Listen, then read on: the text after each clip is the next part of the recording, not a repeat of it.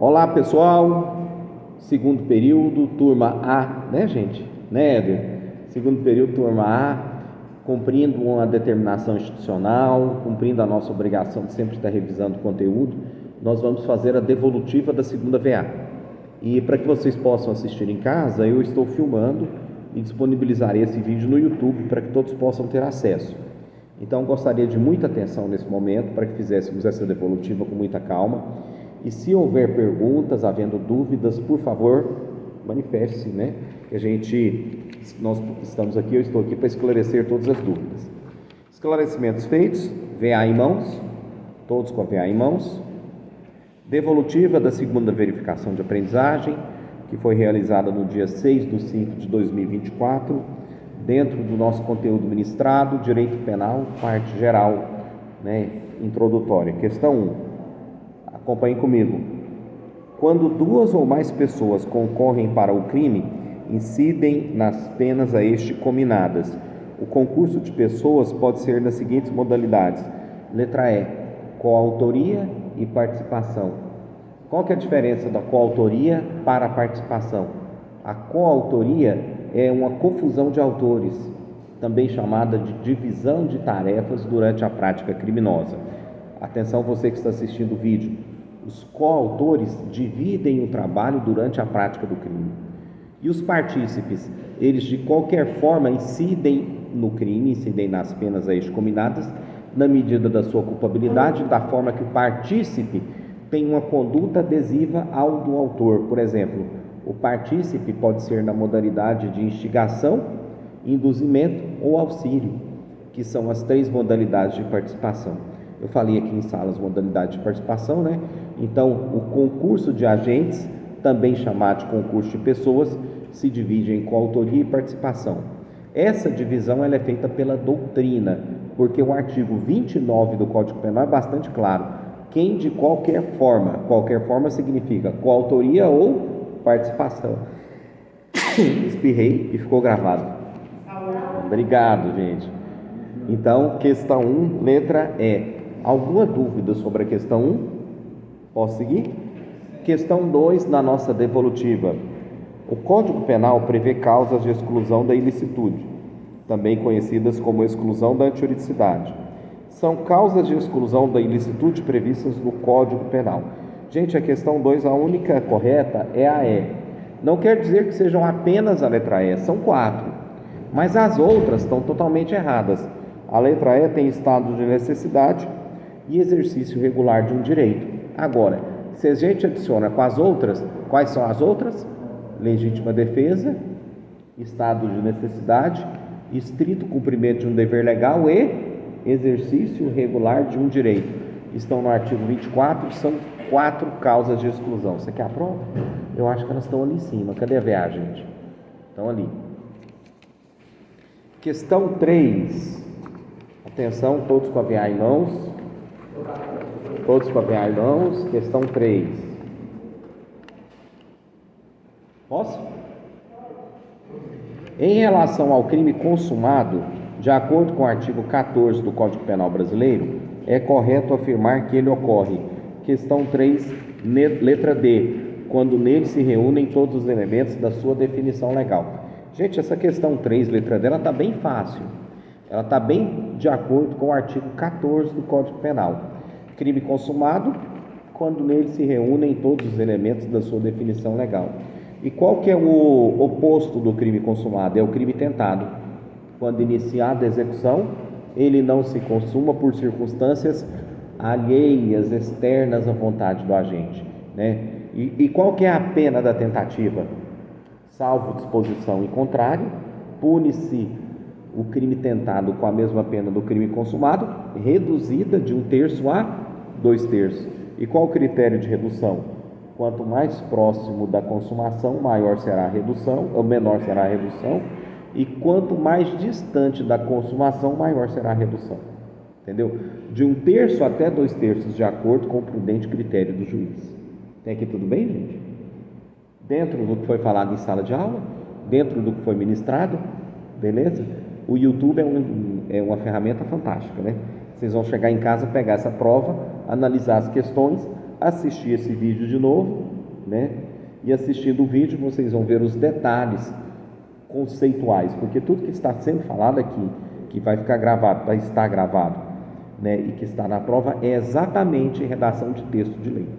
Vocês podem ver que a prova foi bem fechada no Código Penal. Questão 4. Considera-se crime na forma tentada. Gente, agora ficou fácil. Questão 4. Letra B. Quando iniciada a execução, o crime não se consuma por circunstâncias alheias à vontade do agente. Gente, a palavra alheias pode ser traduzida também como externas, né? Fora da vontade do agente. Por algum motivo ele é impedido, o crime não chega ao seu resultado final, por circunstâncias alheias. Tudo aquilo que é alheio não é seu, não lhe pertence. Então, circunstâncias externas à vontade do agente. Posso seguir? Beleza. Questão 5. É 5 agora? 5. A excludente de ilicitude afasta o aspecto ilícito do ato, ou seja, antijurídico, né? O ilícito e antijurídico, eu falei para vocês em sala, são expressões que se equivalem, sinônimos. É a circunstância que não torna o ato antijurídico. Não há, pois, crime, quando evidenciada uma causa que exclui a ilicitude do ato. Indique a alternativa que não há exclusão da ilicitude. Gente, questão 5, super fácil. Erro quanto à pessoa. Letra B, né? Porque a teoria do erro quanto à pessoa exclui a culpabilidade, não a ilicitude. Beleza. Questão 6, gente. Olha as questões referentes a crime consumado e crime tentado se repetindo mais uma vez dentro de um mesmo artigo, que é o artigo 14 do Código Penal. Vejam bem quantas questões podem ser desdobradas dentro do artigo 14. Então, questão 6. Disse o crime tentado quando? Questão 6, letra A. Ele não se consuma por circunstâncias alheias à vontade do agente após iniciada a execução de um crime. Até aqui tudo bem? Tranquilo? Beleza. Questão 7. O crime é tentado quando? Questão 7, gente, também super óbvia. Letra B. Iniciada a execução, não se consuma por circunstâncias alheias à vontade do agente. Algumas pessoas disseram, Adriano, mas o assunto é o mesmo. Eu falei, mas as questões são diferentes. Por quê? Para você perceber que nas provas de OAB, as questões se repetem. Exatamente, as questões se repetem. Então, se você sabe o conteúdo, você tem condições plenas de fechar a prova. Qualquer prova de OAB, pelo menos na minha parte, né? Eu estou falando com relação à minha disciplina. Com relação à disciplina de penal, você levando o curso a sério estudando em casa, não tem segredo. Você fecha qualquer prova de OAB. Você fechar um bloco, por exemplo, um bloco de penal, você tem a grande chance de ser aprovado. Certo? Então, muita atenção. Questão 8 agora, né? Questão 8. Sobre a imputabilidade penal e seus efeitos, é correto afirmar que, letra B, os menores de 18 anos são penalmente inimputáveis, ficando sujeito às normas estabelecidas na legislação especial. Qual é essa legislação especial, gente? É o Estatuto da Criança e do Adolescente. Ao menor de 18 anos se aplica pena? Se aplica pena? Não. Medida socioeducativa. Por quê? Porque esse indivíduo não é culpável, ele não tem culpabilidade por ser inimputável por menoridade. Certo? Até aqui tudo bem? Então, questão 8, beleza. Questão 9. Posso? Nos exatos termos do artigo 14, inciso 2 do Código Penal, disse o crime tentado quando iniciada a execução. Gente, essa questão 9 estava de graça, né? Não precisava nem olhar no vadimeco. Quando iniciada a execução, questão 9, letra E, não se consuma por circunstâncias alheias à vontade do agente, externas. Questão 10. O agente inicia a execução de um crime, mas não chega a consumar por circunstâncias alheias à sua vontade. Nesse cenário, tendo em vista as determinações do Código Penal, o caso configura-se como, letra A, tentativa de crime. Conatus, em latim, né? Lembra que eu coloquei isso na prova? Gente, expressões latinas hoje, pela regra de simplificação de linguagem que o Supremo Tribunal Federal está adotando, que o Conselho Nacional de Justiça está orientando, essas expressões latinas estão sendo deixadas um pouco de lado. porque são expressões que demonstram um direito mais sofisticado, mas um pouco mais antigo. Quando eu fiz faculdade, era muito comum os professores colocarem no quadro aquelas expressões longas em latim e falavam: vocês são obrigados a saber. Por quê? Porque vai ser cobrado no concurso, porque vai ser cobrado na UAB. Hoje, com a regra da simplificação, o mundo muda. Simplificação por quê? Porque o número de processos aumentou demais. Hoje o processo é digital. Antigamente você fazia um processo através de uma impressora, de um computador que tinha uma impressora, você tinha que imprimir, assinar aquilo ali, você tinha tempo e menos demanda para uma sofisticação maior de linguagem. E imagina antes do meu tempo, que eu não peguei esse tempo, que você tinha que ter uma máquina de escrever, você tinha muito menos demanda.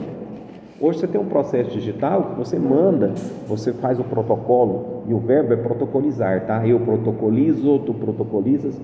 Protocolar é pronome de tratamento, tá? Então fulano é protocolar, é de bons modos uma pessoa protocolar. Agora o verbo é protocolizar. Então você protocoliza uma petição inicial como você envia um e-mail, é muito fácil. Então essa facilidade gerou um acesso ao judiciário muito bom, foi bom para a sociedade, mas a demanda aumentou demais. Esses dias eu fiz uma audiência de uma vara criminal, gente, no estado do Amazonas. Eu conheci o cliente uma vez, que eu atendi ele em Brasília, e a audiência aconteceu, eu estou esperando vir com vista para memoriais finais. Imagina, se fosse há alguns anos atrás, eu teria que ter pego um avião, descido em Manaus para fazer uma audiência. Hoje não, eu fiz aqui pelo Zoom, né? Então a demanda aumentou, mas a linguagem facilitou também, entenderam? Então, por que eu estou falando isso? Porque você falou a expressão conatus. Hoje é menos comum, mas ainda pode cair numa prova de OAB. Se você vir essa expressão conatus, para quem está assistindo em casa, é o mesmo que tentativa, certo? Eu falei essa questão da linguagem, gente, porque tudo muda, né? Tudo muda, tudo melhora, tudo vai ficando. Eu acredito na ideia de progresso. Então tudo vai melhorando, a cada dia as coisas vão melhorando, entenderam? Quando você se formar, vai estar muito mais fácil o acesso à jurisdição. Hoje a inteligência artificial está fazendo julgamento de admissibilidade de recurso, entendeu? O recurso é admissível ou não, para depois passar para o mérito, a admissibilidade é feita pela inteligência artificial. No STJ e no TJGO chama Berna, o nome é igual ao chat GPT, né? Essas IAs, a inteligência artificial do tribunal, aqui do TJGO e do STJ, chama Berna. O Berna dá uma decisão se o recurso foi aceito pelo que você escreveu de palavra-chave. Incrível, né? Incrível. Mas a gente tem que estar ligado no movimento, principalmente na tecnologia. Questão 11. Segundo o que dispõe o Código Penal brasileiro, a embriaguez voluntária ou culposa pelo álcool ou substância de efeitos análogos, a alternativa, questão 11, letra E, não exclui a imputabilidade penal. Lembra que eu falei isso? Ou seja, o indivíduo não pode usar uma situação de alcoolemia como escudo protetivo para uma prática criminosa. Ele foi livre para se embriagar, logo ele também pode ser responsabilizado pelo crime. O que também não exclui a imputabilidade penal, além do álcool? O Código Penal coloca no artigo 28, além disso, a emoção ou paixão, que são chamados tecnicamente de crimes passionais. Ou seja, a intensa emoção ou paixão não exclui a imputabilidade penal, e nem a alcoolemia, ou seja, a influência de álcool ou qualquer outra substância de efeitos análogos, também não exclui a imputabilidade penal. Certo? Até aqui tudo bem? O crime passional tem uma pena? Não, o crime passional pode ser, por exemplo, um crime de homicídio, um crime de lesão corporal, é a pena correspondente ao crime praticado. Mas o indivíduo não pode falar assim: eu estava sob intensa emoção ou paixão e não posso ser punido. Não. Isso não é escudo para te absolver, entendeu?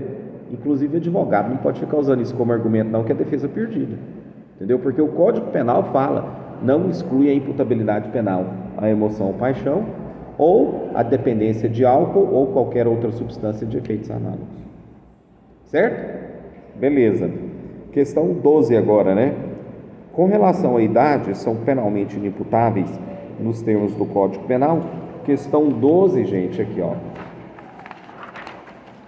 Muito fácil. Questão 12, eu virei a página aqui, não vi a correta letra B. Os menores de 18 anos. Sempre foi assim, gente? Sempre foi assim? No Código Penal do Império de 1830 e antes de 1830 nas ordenações do reino, porque o primeiro Código Penal que o Brasil teve foi em 1830. Em termos de império e república, ou seja, legislação própria, é logo ali, não faz muito tempo, entendeu? Em termos de legislação, compara, por exemplo, com legislações de países extremamente antigos, né? Grécia, Itália, né? É logo 1830, é logo ali, não faz muito tempo. A menoridade era 14 anos no Código Criminal do Império. E antes do Império, no Brasil, colônia, nas ordenações do reino, era 14. Quem trouxe 18 anos foi a República, entendeu? Com o Código Penal da República de 1890, aí já veio 18 anos, pulou de 14 para 18, e assim se mantém, né? Então, tem gente que fala assim, mas vai reduzir para 16 anos. Gente, a questão é, não existe ruptura histórica na legislação. Se a República adotou o critério de 18 anos, para você mudar isso, você tem que mudar a história. Nós estamos em 2024, tem 150 anos. Quantos anos a gente tem de República? 153, né? Uma coisa assim, né? Faz a conta. Vai fazer uma ruptura de uma hora para outra? Não vai. Hã? Não, de República? Não, de República.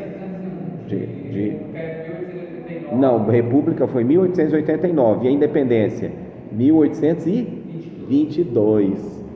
Quem declarou a independência? Dom Pedro I. Hã?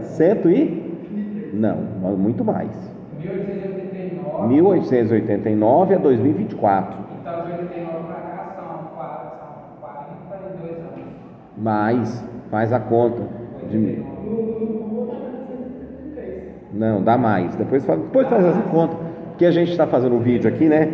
Vamos lá. A questão pessoal do vídeo vai ficar acelerando. Gente, não acelerem o vídeo, viu? Não acelerem o vídeo, que a gente está falando de legislação penal. Mas vocês vão assistir esse vídeo em casa. Questão agora é qual? A 13. O artigo 18 da Lei 7.209 de 84 diz que o crime, espaço, né? Quando o agente quis o resultado ou assumiu o risco de produzi-lo, e crime, espaço, quando o agente deu causa ao resultado por imprudência, negligência ou imperícia. Alternativa correta. Gente, que questão boa essa questão. Letra A, né? Questão 13, letra A. Doloso e culposo. No dolo, o agente quer o resultado. Na culpa, ele dá causa ao resultado. Por acidente. E o acidente se divide em 3 vertentes: imperícia, imprudência ou negligência. Questão 14. Considera-se causa excludente de antijuridicidade? Segundo a doutrina, questão 14, a única é a letra C, legítima defesa. As outras estão erradas. Junto com a legítima defesa, estado de necessidade, estrito cumprimento do dever legal e exercício regular de um direito. Gente, falamos muito sobre isso. Eu já posso partir para ter o conteúdo da terceira VA, já deixando isso aqui, considerando isso aqui como matéria muito solidificada no conhecimento de vocês, porque nós falamos muito aqueles conceitos iniciais, né, a teoria do fato típico, tudo. Questão 15, né? Juraci da Rocha, vocês sabem quem que é, né? Juraci da Rocha, menor de 18 anos, está longe, infrator, pratica crime descrito no artigo 155 do Código Penal. Quem teve a curiosidade de ler o 155? 155 é furto, é a subtração de coisa alheia sem violência. É apreendido em situação de flagrante pela polícia de Anápolis. Nesse caso, Juraci da Rocha, por ser menor, terá contra si, gente, que questão fácil. Letra B, medida socioeducativa, aqui a qual é destinada para o inimputável que seja menor de 18 anos. Questão 16. São penalmente inimputáveis, letra C, os menores de 18 anos de idade, ficando estes sujeitos à legislação prevista, às normas previstas em legislação especial. Que legislação é essa? O ECA, Lei 8.069, tá? Lei 8.069 de 90. Antigamente era o antigo Código de Menores, foi revogado. A Lei 8.069, aliás, é uma das leis mais avançadas do mundo na proteção da infância e da juventude. Uma lei que foi muito bem pensada, democraticamente votada no Congresso, com muito debate social, e ao longo do tempo ela vem melhorando. Então, a infância e juventude no Brasil tem uma excelente legislação, né? Excelente, né? A Justiça tem uma estrutura muito boa, tem varas da infância e juventude, promotorias da infância e juventude, delegacias especializadas na proteção da infância e juventude, muito boa legislação, inclusive juizados da infância e juventude, violência doméstica, violência contra a mulher, que veio a lei de 2006, né, que é a 11.340, né? A legislação do Brasil melhorou muito, gente, muito, muito, e vem melhorando cada vez mais. Quando você formar, a legislação vai estar muito mais aperfeiçoada, entenderam? Porque o Congresso trabalha, e trabalha muito, cabe a você se atualizar, né? Então vamos lá, questão 17 agora, né? Com relação a isso aqui eu falei no vídeo, né? Naquele vídeo falei na revisão em sala também. Com relação ao crime e à contravenção, assinale a alternativa correta. A contravenção penal só pode ser punida com prisão simples. Está lá na leizinha de contravenção, uma lei que hoje está meio esquecida, mas tudo que for associado à palavra contravenção, você liga a prisão simples, tá? É sem rigor penitenciário. Qual que é a contravenção penal mais conhecida da história do Brasil? Jogo do bicho. Jogo do bicho. Por que chama jogo do bicho? Aqui tem um bichinho. Que resposta bonitinha. Por que tem um bichinho? Não, porque historicamente se chama jogo do bicho. Que aposta no determinado animal? Não, sabe o que é? Quando Dom Pedro II quis construir o zoológico do Rio de Janeiro, que aliás é um dos melhores do mundo, ele precisava arrecadar fundos e teve a brilhante ideia de criar um jogo onde um bicho era colocado com um pano, um tecido, dentro de um cercado, de uma jaula, e as pessoas apostavam qual que era aquele bicho. E quem acertava a aposta ganhava um percentual do que tinha sido apostado, né, como prêmio, só que o outro percentual ficava para o zoológico. Nisso criou-se a tradição do jogo do bicho, no século XIX ainda, para construir o zoológico do Rio de Janeiro. Quem conhece o zoológico, que eu não sei se vocês já foram, mas é um zoológico belíssimo, da época do Império ainda, muito bem construído, mas deixou como herança o jogo do bicho para o Brasil, que na época Vargas foi tornado contravenção porque era vício, né? As pessoas viciaram no jogo do bicho, né? É igual qualquer um dos morros mais famosos do Rio de Janeiro, no que se refere a essas, hoje fala-se comunidade de ocupação, né? Antigamente falava Cabo Favela. O Morro do Vidigal, já ouviram falar? Sempre quando tem problema aí, sai no Jornal Nacional, o pessoal fala favela do Vidigal, é o Morro do Vidigal, né? Hoje chama-se comunidade, a palavra certa é a comunidade. Sabe por quê? O delegado Vidigal, inspetor de polícia Vidigal, da época do fim do Império, ele era terrível e ele era dono daquele morro ali todo. Quando ele morreu, aqueles que foram escravizados no Brasil e depois foram libertos pela Lei Áurea, não tinham para onde ir, invadir a fazenda do Vidigal, que era o inspetor de polícia Vidigal, que se tornou logo depois o Morro do Vidigal. Está vendo que saber a história é bem interessante? Entenderam? Jogo do bicho, Morro do Vidigal, tudo ali tem uma história por trás. Questão 18. Professor Bonomi, vocês sabem quem que é o bonito?